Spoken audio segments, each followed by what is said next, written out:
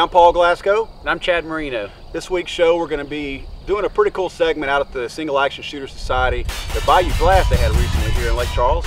And we'll also be reviewing this target here called the Single Roundup Dueling Tree.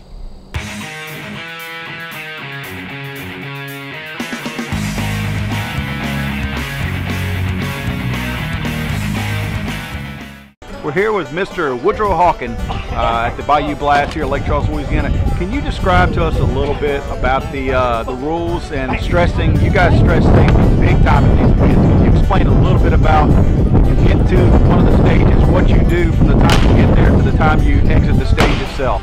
Yes, sir.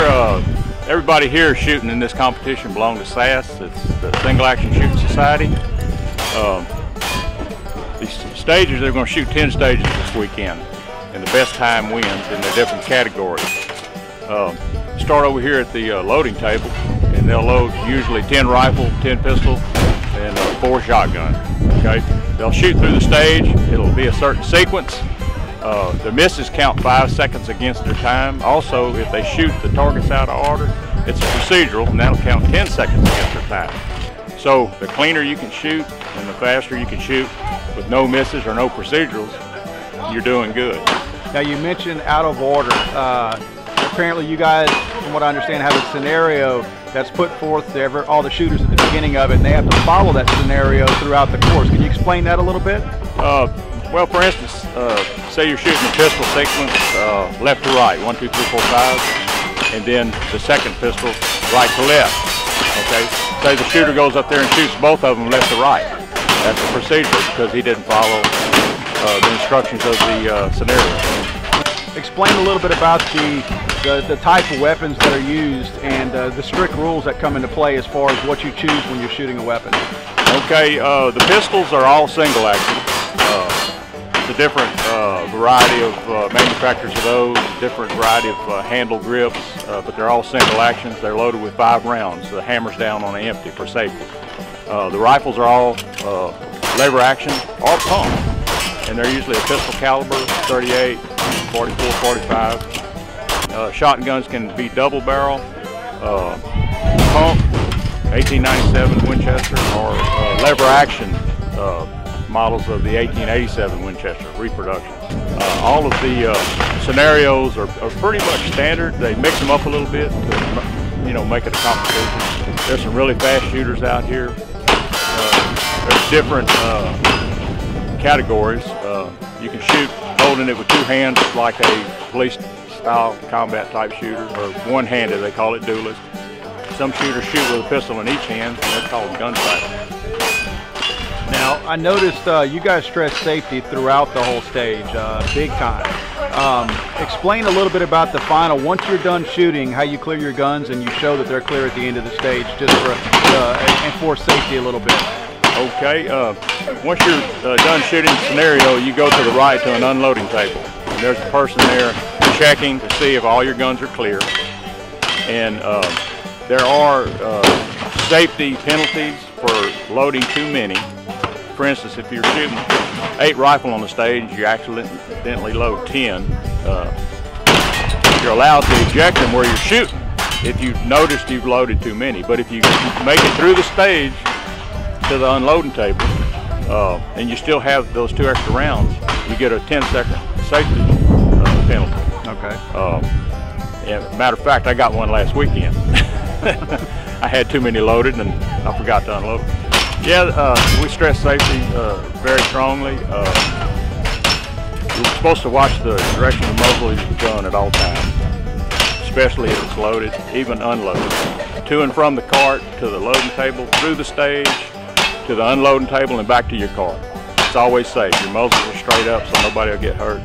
And we've all been doing this a long time. I've been doing it 18 years, and I've never seen anyone get hurt.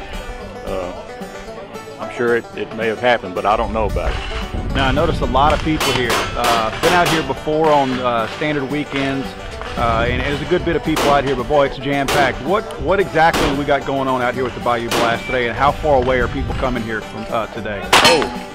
Usually on a regular weekend shoot, we'll have maybe 25, 30 people, but there's probably a little over 100 today. Some of them are coming from Arkansas, California, just different states. They come from a long range of states, and a lot of people like, especially that are retired, they like to travel through a circuit and do different state matches, and just having fun. Well, it looks like you can be pretty competitive at this, all ages. I see young people out here, I see older people out here, middle-aged people, I see men shooting, women shooting. Sounds like it's a lot of fun for everybody. Oh yeah, they have all the way from kids, buckaroos, 18 years old, on up to 80. We have some people in their 80s that shoot good.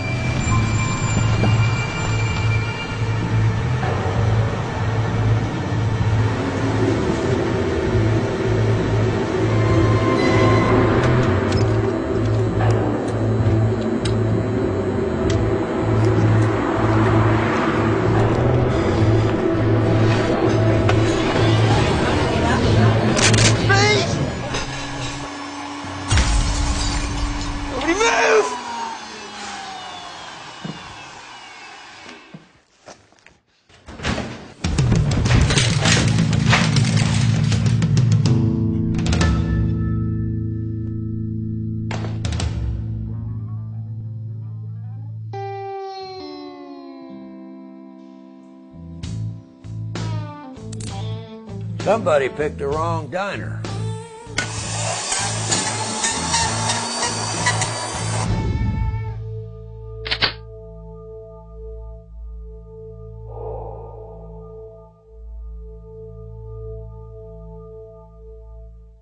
Hey guys, I want you to go check out a really cool clothing site, 2aclothing.com. Again, that's 2aclothing.com. 2aclothing.com is the official gear provider of Legally Armed America. They provide everything from t-shirts, stickers. There's so many cool shirts out there. There's tons of different designs. The cool thing about it, it's also an on-demand type clothing company. If you see something you like and they don't have the color you want, all you gotta do is request it. The shirts can be made in a variety of different colors. It's really, really cool. If there's something you see that we don't have, it's just a matter of sending us an email and requesting it, and guess what? 2A Clothing will get your design or your shirt or your cap or even your decal and sticker made, custom made for you, and ship it out to you. Check it out, www.2aclothing.com, 2aclothing.com. Again, official gear, shirt, everything provider of Legally Armed America. Check it out.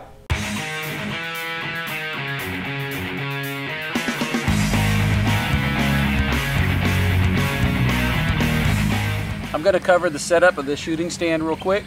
Everything came in one box. We emptied it out. There's probably 9 or 10 different parts, 3 or 4 main parts that make up the assembly. What you're going to do is take this upper assembly, attach it to 2 lower legs with 2 bolts, a couple of adjustable wrenches, probably about 5 minutes of your time, and this stand's ready to go. They gave us some pretty simple instructions that came with it.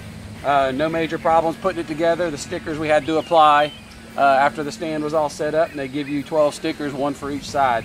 So overall it was a pretty easy setup. We're going to start off with Full Metal Jacket 45 caliber, and then after that we're going to go to a 223 round and see how the target responds to both of those calibers.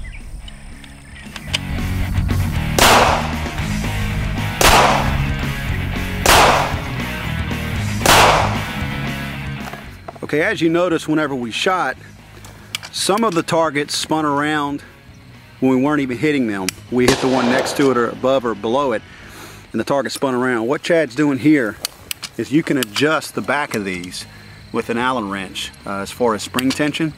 That's what he's adjusting them right now to see if the 45 caliber hitting them, if we can keep more than one of them from, well, the one that we're actually hitting, from spinning around and resetting some of the other ones.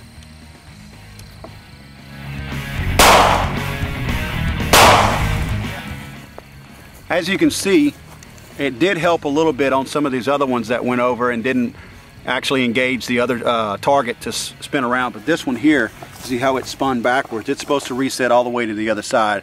So the tension on it might be a little bit tight. So we're going to loosen it just a little bit to allow for it to go all the way around to the other side to reset. What I'm going to do is I'm going to focus on that target that Chad just reset. It's now the red one on the bottom right hand side. So we're going to see if that thing reset properly.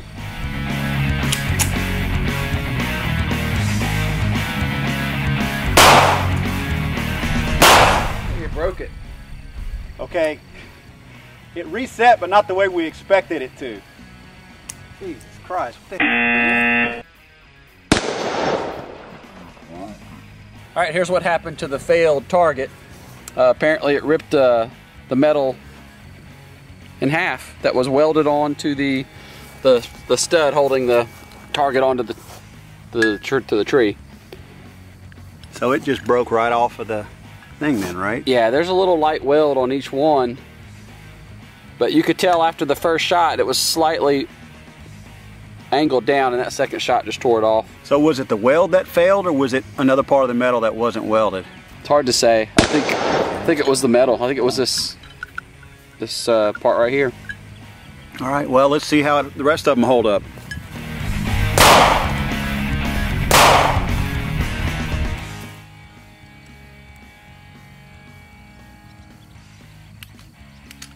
All right, now we're going to try a 223 round to see how the target holds up to a 223.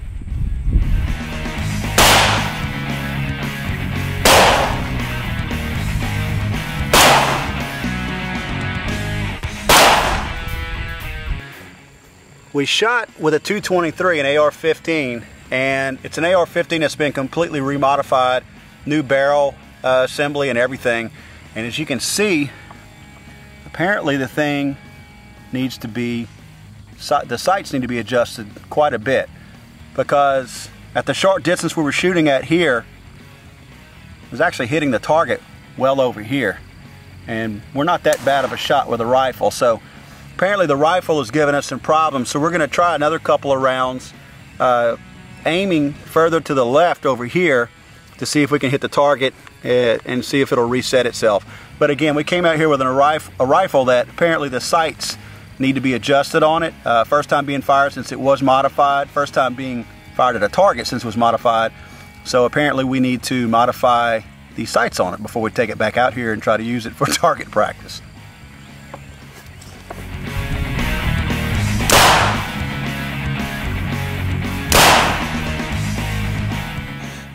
All right, as you see, Chad hit the target on this one, and it's still, he was shooting further over towards the center of the target, or actually the left side of center, and still shooting far right. So we're gonna recalibrate or calibrate, I should say, the sights on that AR and take it back out here and give it a shot. But as you can see, just hitting it, we don't get a very good representation if the 223 round is gonna reset properly or not, like we did the 45. Okay, we finished our review of the steel Roundup dueling tree.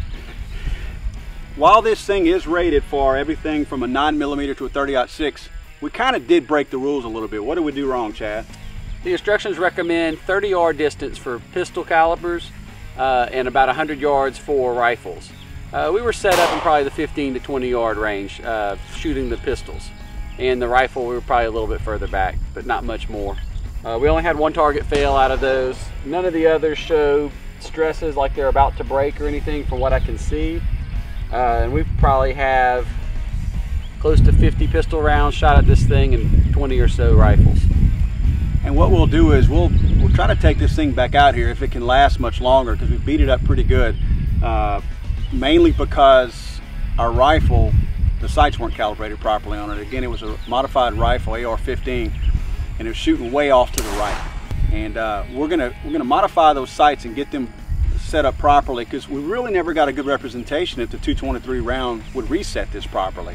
We were able to adjust the 45 accordingly as far as spring tension, but we never got a good representation of the AR-15. This thing's actually, if you can calibrate it right, it seems like it'd be pretty fun, don't you think, Chad? Yeah, I think so.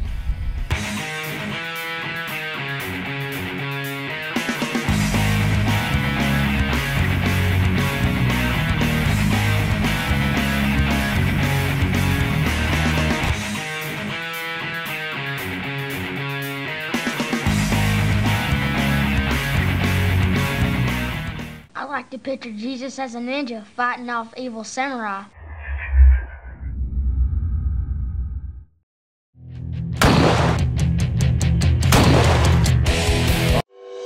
So they want to ban high-capacity magazines, not for the security that surrounds the president, Congress, Mayor Bloomberg, rock stars, CEOs, and wealthy big shots.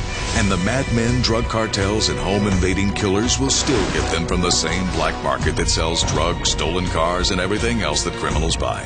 It's just the rest of us, the law-abiding average people, who will have to defend our families with limited-capacity magazines. Welcome to Barack Obama's middle class.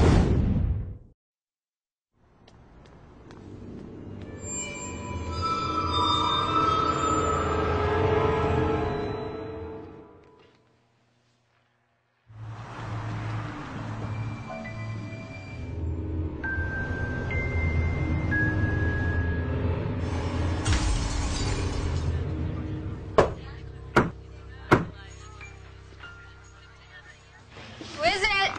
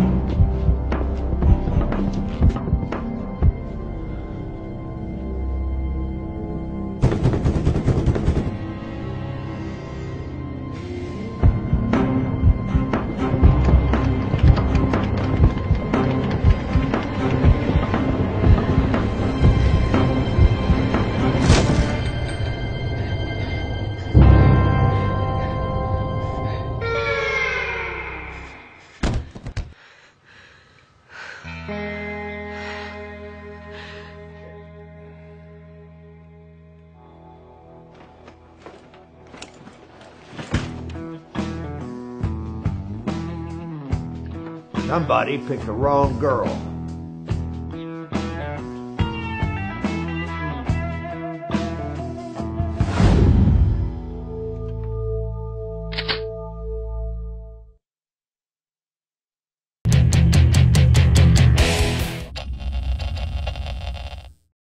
We're here with Mad Dog McCoy. Mad Dog, I understand you guys are on a pretty nice little track here where you're hitting a bunch of different matches like this. Explain a little bit about what you guys are doing. Well, we started in California about the middle of February and headed to Phoenix for our SASS National Championships at Winter Range. We shot that and kind of took a wrong turn in Albuquerque and ended up in Louisiana. But we came over to shoot with the Deadwood Marshals last weekend, and then we're here this weekend for the Bayou Blast. And we're going to leave next week for Texas, go over and shoot Trailhead for a couple of weeks, and then probably get back home to California about the first week in April. Well, it sounds like a lot of miles you guys are logging. You guys having a lot of fun? Oh, absolutely. I mean, what more could you ask for? You got guns, you got Wild West, you know, you got great people to shoot with. So I noticed when you were shooting a lot of smoke. Tell me about the loads that you're shooting in your bullets. I shoot black powder. I actually shoot a replica black powder. It's called Pinnacle, but it replicates the black powder. I shoot black powder in pistols, rifles, and shotgun. My brother from another mother here, Mad Dog Jack, also shoots black powder, and he shoots real bullets. Okay. He shoots full load 45s, and I'm shooting some lighter loads. They are 45s, but they're a little bit lighter. I can't handle some of the recoil like he does. Got you. Well, I noticed the smoke, and it's definitely noticeable. I figured I needed to talk to you about that. I appreciate it. You guys have a safe trip back. Well, thank you very much. Okay, what is your name, ma'am? My name is Chrissy Delaney, but I go by 38 Kate. Okay, 38 Kate. Tell me how long you've been shooting SASS. I've been doing this since 2005 with my family, so about 8 years now. Okay, what made you want to get involved in this type of shooting? My dad was a law officer for a long time, and so he went into a gun shop one day and saw an advertisement for it, and he went and played, and then my mom and I came with him, and we've been hooked ever since. Okay, tell me a little bit about some of the guns that you're shooting here today. I shoot 38s, hence the name 38 Kate. I have a 38 Marlin. Is my rifle. My pistols are 38 Taurus's, and my shotgun actually is my mom's still, so we don't have to have too much of a cart. Okay, and this is something you like to do on a pretty regular basis. Do you guys do this every other weekend? How often do you shoot this? My dad actually makes leather for cowboy action shooters, JM Leather, and so he shoots all the time. I come when I can. I have a 10-year-old and have a lot of other stuff that I do, but when I can come, I definitely go. We're seeing more women get involved in a lot of these shooting sports. Are you seeing an increasing number of women on a lot of these places where you go to shoot? Yes, I am, and I love it. I love, like, the posse I'm on today has 2 girls that are my age, and it's rare that you find that, and so I love it, and I love that we're all together, and we just have a lot more fun doing it. Well, 38 Kate, I sure appreciate it, and good shooting out there. Thank you. We're talking to Spur Broke. Spur, can you tell us a little bit about what got you involved in SASS shooting, and what drew you to the sport? Well, I grew up doing a little bit of hunting, a little bit of shooting, but had never done it competitively at any given time. And then I show horses, and so a couple of years ago, we'd actually seen a mounted shooting match and thought that that was really interesting. And when we talked to a few people afterwards, and they said, well, actually, they got into the mounted shooting through the Single Action Shooting Society, and they suggested we start there first and get a feel for the guns. But I was busy with horses, so my dad and my husband started shooting first, and they shot for a while, and they kept saying, you need to come with us, you'll really, really like it. I said, I don't know. So I said, fine. I finally said, I'll go with you to one. I'll try one. So I went, and I loved it, because everybody was helpful, they were friendly, they were really welcoming to me, and wanted me to succeed. They wanted to help me out. They walked me through every stage. They made me feel welcome and didn't make me feel stupid that I was just getting started in it. I started in May and then just went straight through, only shot for a couple of weeks, and went to the World Championships, which is end of trail in June, just because everybody makes you feel so comfortable and they like it so much. So went and did that, and then I've been shooting ever since and just love it. Okay, we're seeing more and more females in shooting, period, in competition shooting. What do you think that is? What's drawing more females to the sport? Is it just the popularity overall, or is there any particular reason why you think there's more females involved? I think it's just getting the word out there. You know, growing up, like I said, I hunted and I did a little bit of shooting, but I didn't know any other women that shot. I didn't have any girlfriends, you know, as a kid that shot. But I think women, we want to invite other women to experience it. You know, my sister is in college, and I've invited her, and she started shooting with us, and she's got friends that see her do it. And another thing my husband and I do, we started a YouTube channel, so when we go to competitions and we shoot, we upload our videos, and we try to share things on Facebook. And so I think people realize now that it's not just a men-oriented sport, that there are all ranges of age and gender, and everybody can do it, especially in something like this, that you show up at one thing. I've met so many people that it's been their very first match, and they show up and we're welcoming them, and we lend them guns and we let them practice, and then they show up a month later and they're ready to shoot with us. So I think it's just being out there and letting people know that anybody can get into it. If there are some young ladies or some women out there that might be interested in doing this, but they're just not quite sure, what would you tell them? What advice would you give them if they're thinking about joining? Don't be afraid to just jump in and do it, because there aren't a lot of women that are doing it. So when you come in, it's kind of funny to say, but you get a little bit more attention. Everybody wants to help you because you do stand out in a way that you are a new woman coming in, but everybody knows that. I think women are just a little bit more perceptive to advice and wanting to do it right from the very beginning, and that's how it was for me. I wanted advice from anybody and everybody to tell me, what am I doing right, what am I doing wrong? And so I think just do it. Jump in with both feet and just try it, because you really will like it and you won't regret it. I think that was your nice way of saying women listen to advice a little better than men. They really do. They really do. Okay. All right. Well, thank you very much. No problem. My pleasure. I like to picture Jesus as a ninja fighting off evil samurai.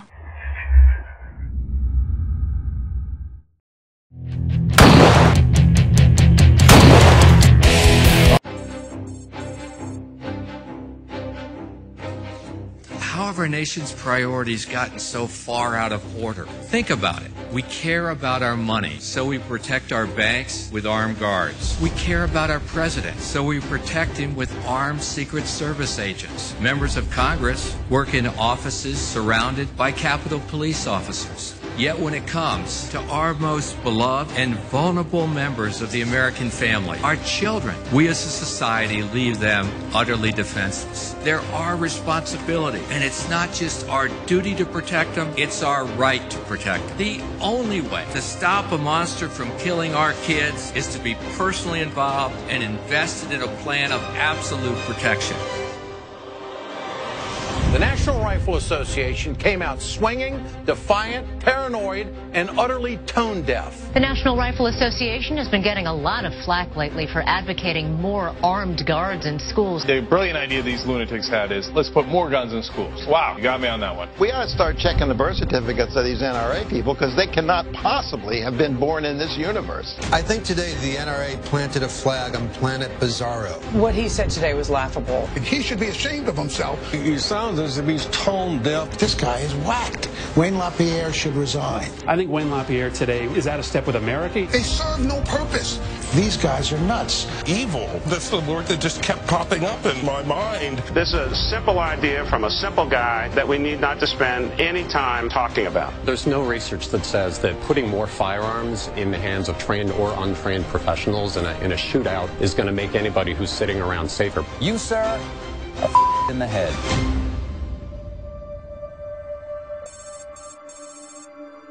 If it's crazy to call for putting police and armed security in our school to protect our children, then call me crazy.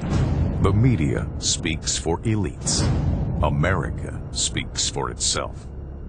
And you remember when Wayne LaPierre came out and suggested that, he was scoffed at. I mean, in the media, people said, oh my gosh, that was their brilliant idea, and then this is all they came up with? The NRA was criticized, but now the White House is being pressed by lawmakers to possibly do just that. They have faced what I've called the post-Newtown witch hunt over the last week. It's rather unfortunate.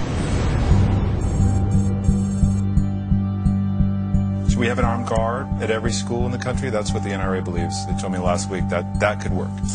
You know, I am skeptical that the only answer is putting more guns in schools. Armed guards good enough for David Gregory's kid's school, not for the rest of us. School Obama's daughters attend has 11 armed guards.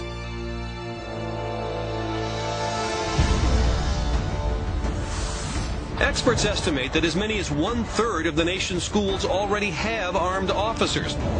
The superintendent said she aims to hire 130 armed security guards and put them in every Hillsborough County elementary school. Along with their principals welcoming students back to school, so was the LAPD. I think it makes all of the parents really proud, and it makes the parents feel really safe. For 35 years, Oro Valley police officers have been on school campuses. There is no delay in response in reference to any crime that might be going on, and they're also trained, as are all of our patrolmen, in active shooter training and drills. I spoke to a few people in the community today to find out how they felt about the NRA's proposal. One woman says knowing her 6-year-old sister would have protection helps her sleep better at night. Senator Barbara Boxer of California says that, in fact, that is something she has suggested to the vice president.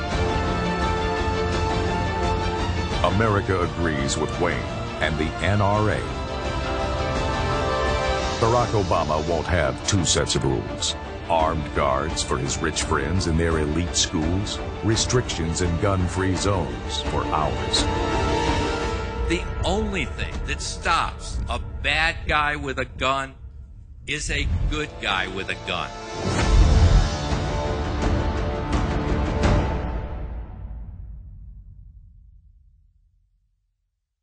Well, that's going to do it for today's show. Had a lot of fun out at the Single Action Shooters Society Bayou Blast out here in Lake Charles, Louisiana's very own Lake Charles Gun Club. It was a whole lot of fun. Thanks for tuning in, everybody. Remember to check us out online at legallyarmedamerica.com. We'll see you next time.